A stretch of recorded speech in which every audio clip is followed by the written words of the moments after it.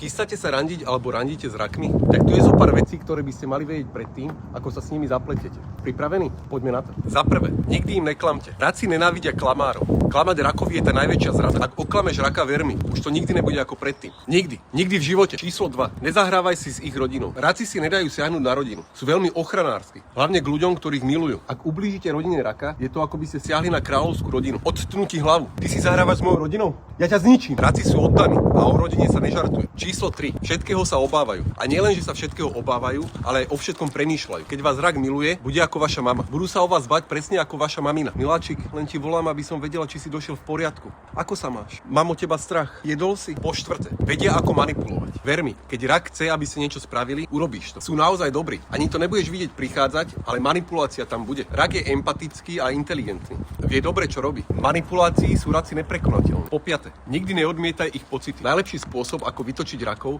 je ignorovanie ich pocitov. Ak ti rak hovorí, ako sa cíti, radšej ho počúvaj. Ak sa rak nebude cítiť pochopený, budeš mať problém. Po šieste. Prerušia s tebou kontakt. Raci sú citliví a empatickí, ale nie sú hlúpi. Ak raka začneš považovať za samozrejmosť, odstrihne ťa. Som tak úžasná. On si ma nezaslúži. Po siedme. Sú extrémne pomstichtiví. Čo im spôsobíš, to ti vrátia dvojnásobne. Po všetkej láske a vernosti mi urobíš toto? Mne? OK.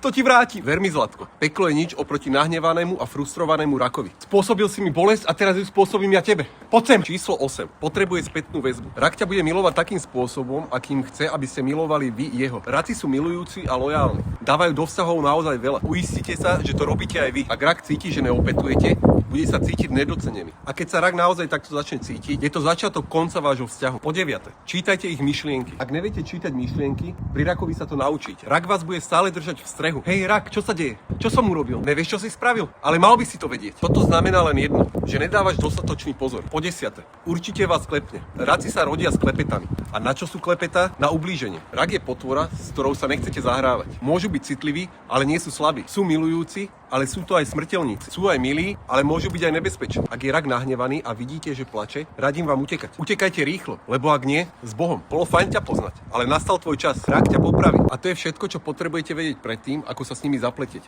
Tak čo, trúfate si? Držím vám palce.